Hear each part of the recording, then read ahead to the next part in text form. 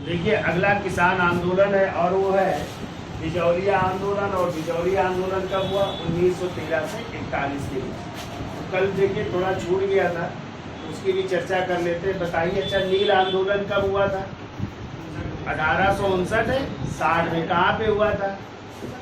बंगाल के नादिया जिले में, ठीक है। किस गांव में? गोविंदपुर गांव में, ठीक है। किसके नेतृत्व में हुआ था?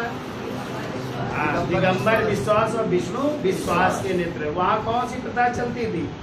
ददनी प्रथा चलती थी। यानी जो अंग्रेज बागान मालिक थे वो किसानों को अग्रिम भुगतान दे करके उनसे करारनामा कर लेते थे, उसका दाम नहीं बढ़ा रहे थे। इस कारण जो है वहाँ के किसानों ने क्या किया? इसका विरोध किया। और फिर जो है हमने आपको बताया था कि इसका खुला चित्रण जो है दीनबंधु मित्र एंड्रूज ने अपने नाटक किसमें किया? नील दर्पण में किया। और ये भी बताया था नील दर्पण का अंग्रेजी में अनुवाद किसने किया है? मधुसूदन दत्त ने। किसने किया है? हाँ। फिर हमने आपको बताया था हरिश्चंद्र मुखर्जी ने अपने समाचार पत्र किसमें?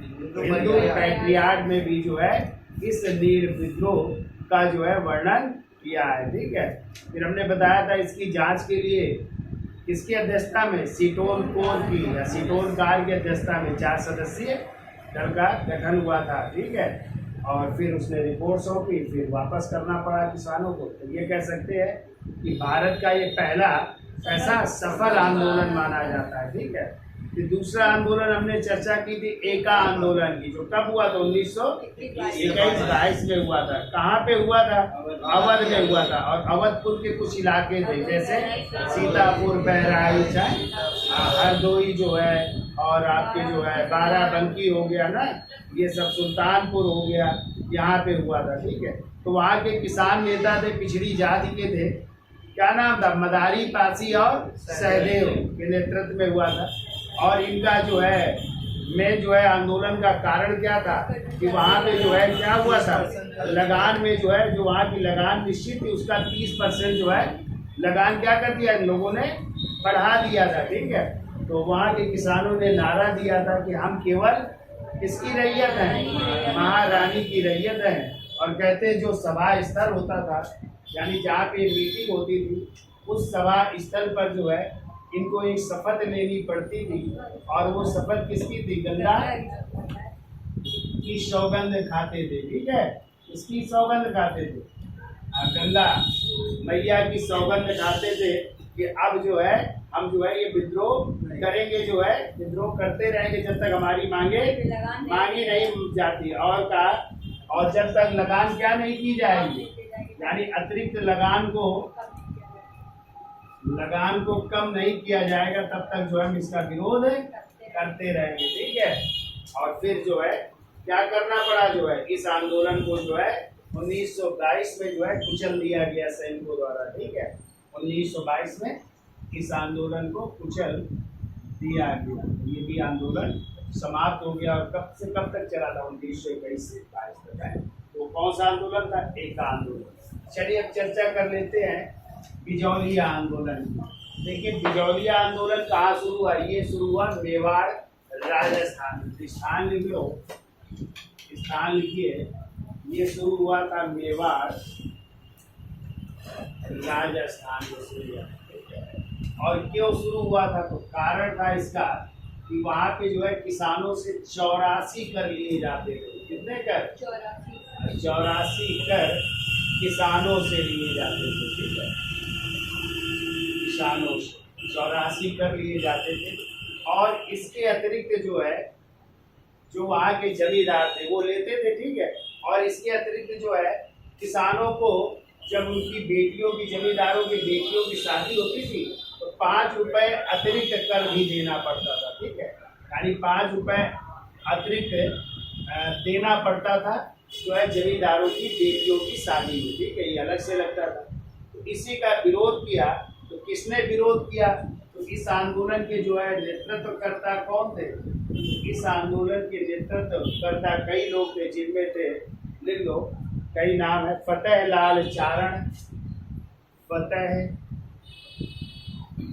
लाल चारण। दूसरे थे साधु इनका पूरा नाम था साधु सीताराम। साधु सीताराम भी थे। तीसरे जो है और भी व्यक्ति थे, उनका नाम था ब्रह्मदेव। ठीक है, तो ब्रह्मदेव के नेतृत्व में आंदोलन शुरू हो गया इन करों के खिलाफ। और जबकि इसके बाद जो है एक और घटना घटित होती है, और वो था बाद में जो है इसका नेतृत्व और भी लोग करते हैं, और वो थे कौन? नारायण पाटले। चौथा नाम लिख लो, नारायण पाटले। और पांचवा नाम लिख लो भूप सिंह का। पांचवा भूप सिंह जी थे। नारायण पाटले जो है एक और उससे जुड़े थे, और वो था बेगार के खिलाफ। यहाँ पे कौन सी प्रथा चलती थी? बेगार के खिलाफ भी जो है इन्होंने आवाज उठाई थी। तो बेगार क्या होता था?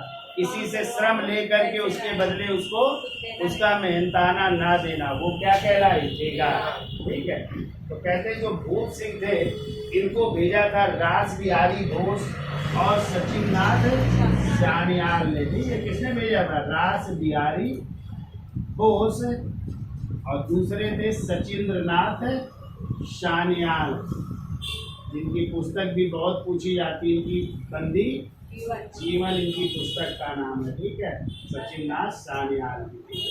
तो इन्होंने किसको भेजा था?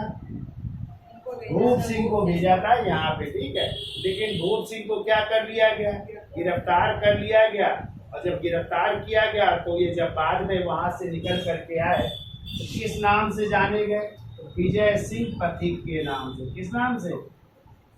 विजय सिंह पथिक के नाम से। और सबसे ज्यादा यही आता है कि बिजौलिया आंदोलन का नेतृत्व किसने किया था? तो आंसर आपको मिलेगा विजय सिंह पथिक। ठीक है, लेकिन इनका नाम क्या था? पहले भूप सिंह नाम था, और बाद में जो है ये विजय सिंह पथिक के नाम से जेल से भाग करके क्या करते? विद्रोह का नेतृत्व करते। ठीक है, अब देखो सरकार ने इसकी जांच के लिए हालैंड नामक अधिकारी, कौन सा अधिकारी आ रहा है जांच के लिए? एक अधिकारी जांच के लिए गठित हो रहा है, हालैंड नामक एक व्यक्ति को जो है जांच के लिए नियुक्त किया गया और इसको भेजा गया। तो इसने क्या किया? 84 करोड़ में से 35 करोड़ को हटा दिया। कितने करोड़ को? 35 करोड़ को हटा दिया गया। ठीक है, तो पहले कितने करते? 84 करते ना, यहाँ पे किसानों से लिए जाते थे। तो 35 कर क्या कर दिए गए? हटा दिए गए। और कहते ये आंदोलन कब तक चलता रहा? 1941 तक ये आंदोलन चलता रहा। और इसका यदि आ जाए और किसने किसने समर्थन किया था, तो माणिक लाल वर्मा ने, माणिक लाल वर्मा ने किया था, और एक व्यक्ति और थे जमुना लाल बजाज ने भी जो है इसका समर्थन किया था। जमुना लाल बजाज ने भी इसका समर्थन किया। तो ये समर्थक थे इस आंदोलन के, उन्होंने समर्थन किया। याद हो जाएगा 13 से 41 के बीच कहाँ पे? मेवाड़ राजस्थान में। क्यों? 84 कर किससे लिए जाते थे? किसानों से। वहाँ के कौन वसूलते थे? जमींदार या जागीरदार। और इसके अतिरिक्त उनको 5 रुपए देना पड़ता था जब जागीरदारों की लड़कियों की शादी होती। इस कारण जो है विरोध हुआ। तो नेतृत्व किसने किया? फतेहलाल चारण, साधु सीताराम, ब्रह्मदेव, नारायण पाटले और भूप सिंह। तो नारायण पाटले एक और के खिलाफ थे, किसके? बेगारी प्रथा के भी खिलाफ थे। और इनको भूप सिंह को किसने भेजा था? रास बिहारी घोष और सचिननाथ सान्याल ने। इनको गिरफ्तार किया गया, लेकिन जेल से जब फरार हो गए तो किस नाम से? विजय सिंह पथिक के नाम से इन्होंने नेतृत्व संभाला। और फिर इसकी जांच हुई। कौन सा अधिकारी नियुक्त किया गया? हालैंड नामक अधिकारी नियुक्त किया गया। और उसने 84 करोड़ में से कितने करोड़ को? 35 करोड़ को हटा दिया।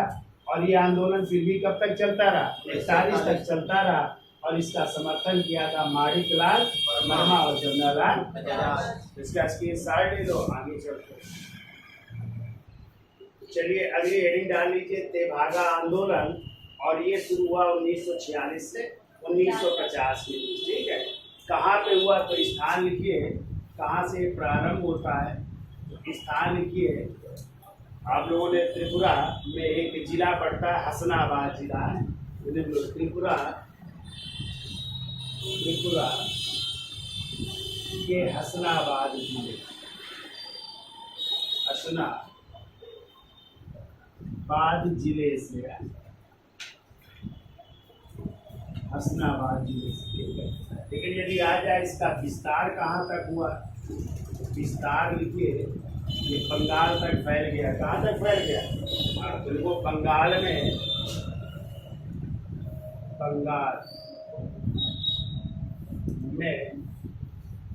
नवंबर 1946 से, नवंबर 1946 से कब तक चलता रहा? ये फरवरी 1947 तक चलता रहा, ठीक है। फरवरी 1947 इसका विस्तार कहाँ तक हो गया? बंगाल में, ठीक है। अब यदि आ जाए इसके नेतृत्वकर्ता कौन थे तो लिख लीजिए, नेतृत्व, किसके नेतृत्व में आंदोलन हुआ? तो नेतृत्वकर्ता में देखो कंपाराम सिंह और भवन सिंह है। कंपा राम सिंह और दूसरे का नाम था भवन सिंह।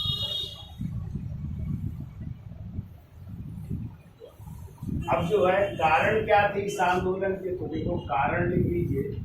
तो कारण ये था कि पहले जो है यहाँ पे प्रथा चलती थी बटाईदारी प्रथा। कौन सी प्रथा चलती थी? बटाईदारी। हाँ, तो बटाईदारी प्रथा, तो बटाईदारी आज भी होती है। और बटाईदारी प्रथा में क्या होता है कि 1/2 भाग जो है, यानी आधा जो है वो किसको मिलेगा? जो मालिक होगा, किसको मिलेगा? मालिक।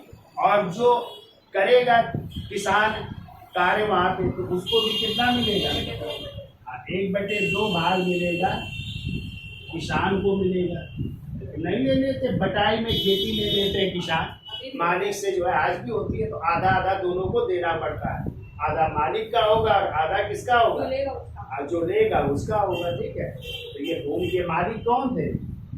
ये भूमि के मालिक हैं, ठीक है। उनको आधा मिलता था, और जो लेते थे, जो खेती करते थे, उनको आधा मिलता था। लेकिन इसी समय क्या हुआ कि एक कमीशन आया, फ्लाउड कमीशन। कौन सा कमीशन आ रहा है? फ्लाउड कमीशन की सिफारिश पर, फ्लाउड कमीशन की सिफारिश पर,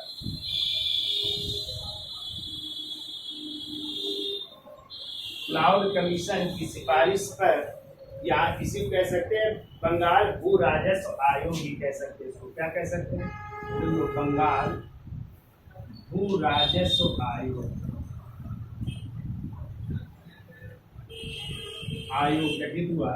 और इसमें क्या सिफारिश की? इन्होंने कहा जो है अब 1/3 भाग किसको मिलेगा? मालिक को, और 2/3 भाग किसको मिलेगा? किसान को। यानी यहाँ पे 1/3 भाग जो है वो किसको मिलेगा? भूमि को। तो भूमि का मालिक होगा उसको जो है कितना मिलेगा? 1/3 भाग ही, और 2/3 भाग किसको मिलेगा? जो क्या करेगा? किसानी करेगा, यानी किसान को मिलेगा। किसान को क्या हो गया? ज्यादा नहीं प्राप्त हो रहा है, और मालिक को क्या मिल रहा है? तब जो भूमि का मालिक है, इस कारण जो है यहाँ पे क्या हो गया? विद्रोह हुआ।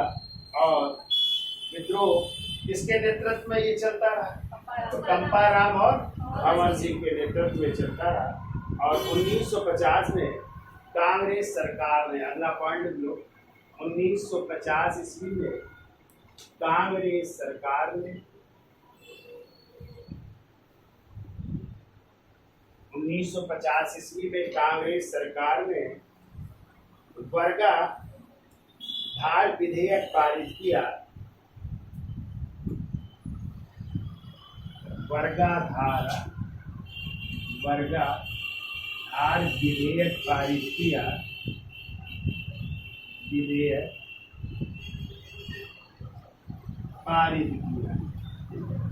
और इस विधेयक के आधार पर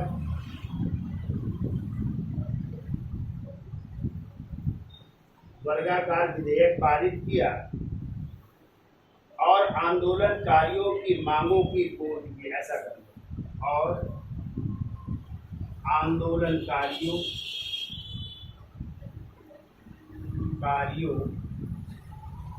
के मांगों की पूर्ति की। जो इनकी मांगे थी वो पूर्ति हो रही कब? 1950। इसी के बारे में जो है अयोध्या सिंह ने क्या लिखा है, तो लिखिए अगला पॉइंट। अयोध्या सिंह के शब्दों में, अयोध्या सिंह के शब्दों में, इन्वर्टेड कॉमा में लिख लीजिएगा, तेभागा आंदोलन में हिंदू, मुस्लिम और आदिवासी, तेभागा आंदोलन में हिंदू, मुस्लिम और आदिवासी,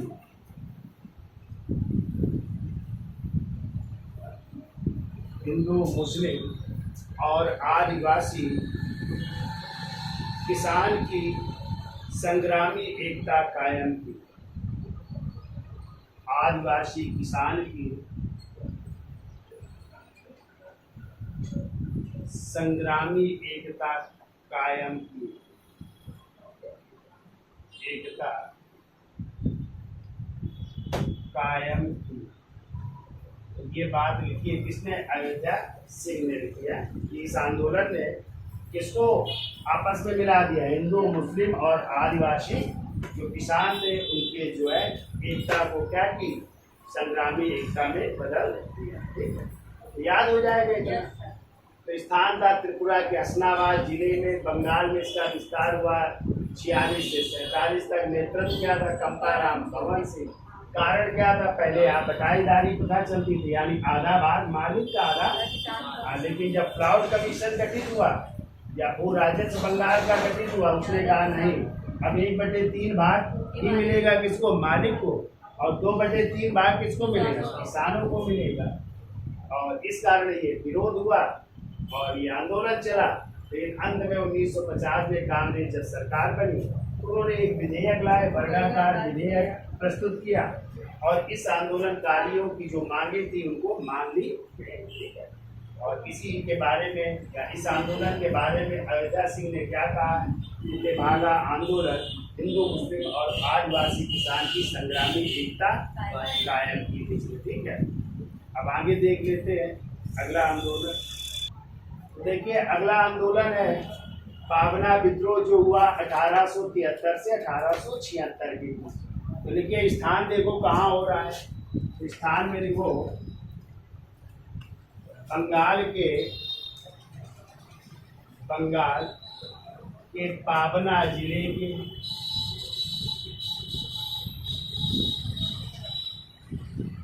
देखो बंगाल के पावना जिले के यूसुफ शाही परगने में है।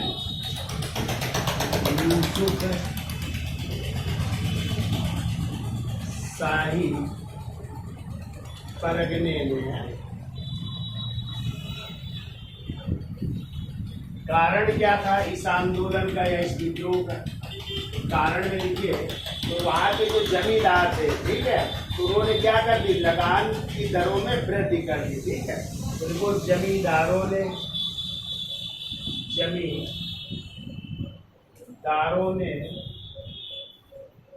लगान की दरों में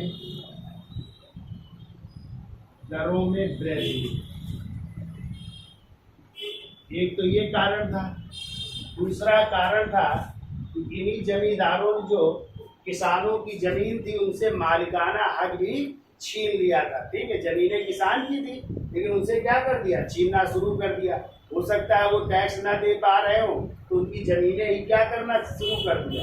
छीनना शुरू कर दिया। तो देखो किसानों की जमीन से मालिकाना हक छीन लिया। किसानों की जमीन से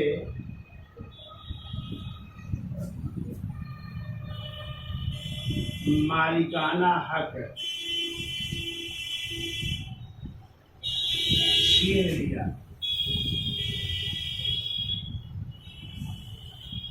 इस कारण ये विद्रोह हुआ। ठीक है, अब कौन इसके नेतृत्व करता है? तो देखिए किसके नेतृत्व में हुआ। तो जब ये दो घटनाएं घटित हुई, यानी पहली लगान की दरों में वृद्धि और दूसरी किसानों की जमीन से उनका मालिकाना हक छीन लिया, तो यहाँ पे जो है नेतृत्व करता है, लिखो ईशान चंद्र। एक तो ईशान चंद्र राय जी है, ठीक है, ईशान चंद्र राय। दूसरा नाम लिखो खोदी मल्लाह है, खोदी मल्लाह। तीसरा नाम लिखिए शंभुपाल, शंभुपाल। चौथा नाम लिखो केशव चंद्र राय, केशव चंद्र राय। इन लोगों ने क्या कर दिया? विद्रोह कर दिया। ठीक है, और इनका भी नारा क्या था? इनका भी नारा इन्होंने भी कहा हम सिर्फ महारानी की क्या है? रैयत है। ठीक है, देखो हम महारानी, सिर्फ महारानी की, हम महारानी, सिर्फ महारानी की, सिर्फ महारानी की रैयत रहना चाहते हैं। रैयत का मतलब होता है किसान है, रैयत रहना चाहते हैं, रहना चाहते हैं, ये इनका नारा था। ठीक है, क्या नारा था? हम महारानी, सिर्फ महारानी की रैयत रहना चाहते हैं। ठीक है, अब देखो इसमें जो है किसने किसने इसका समर्थन किया और किसने नाटक लिखा है। तो देखो बंकिम चंद्र चटर्जी बोल देते हैं, क्योंकि बंकिम चंद्र चटर्जी, कामा रमेश चंद्र दत्त, रमेश चंद्र दत्त तथा इंडियन एसोसिएशन के सदस्य, इंडियन एसोसिएशन के सदस्य, उनके भी नाम लिख लीजिए। देखिए सुरेंद्र नाथ बनर्जी, आनंद मोहन घोष, सुरेंद्र नाथ बनर्जी, आनंद मोहन घोष,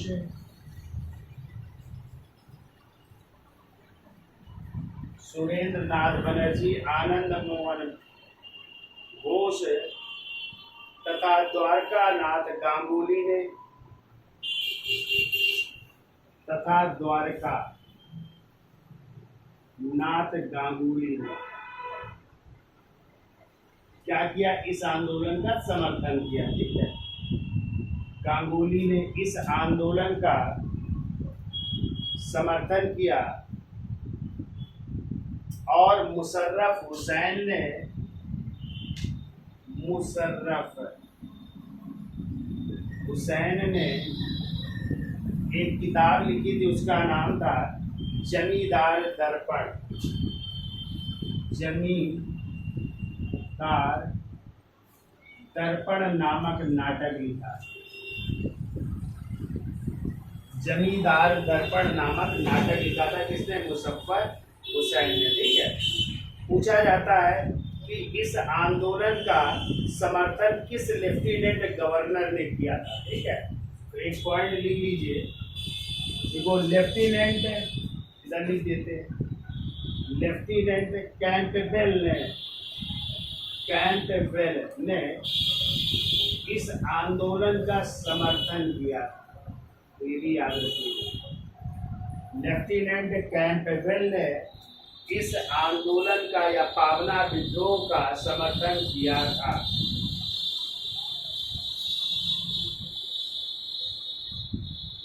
लेफ्टिनेंट कैंटबेल ने पाबना विद्रोह का, लेफ्टिनेंट गवर्नर कह सकते हो, लेफ्टिनेंट गवर्नर लिख लेना, लेफ्टिनेंट गवर्नर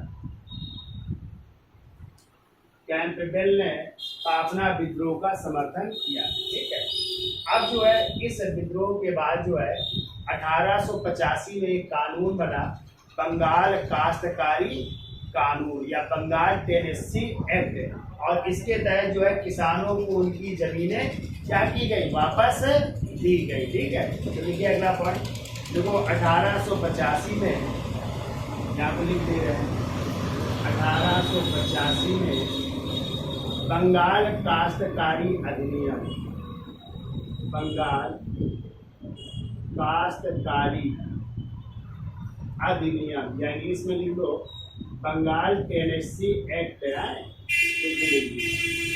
बंगाल काश्तकारी अधिनियम पारित किया गया। बंगाल काश्तकारी अधिनियम ये लिखा है, बंगाल टेनेसी एक्ट पारित किया गया, जिसके तहत किसानों को उनकी जमीन वापस की गई, जिसके तहत किसानों को उनकी जमीन वापस की गई। तो याद हो जाएगा इतना, क्यों भाई?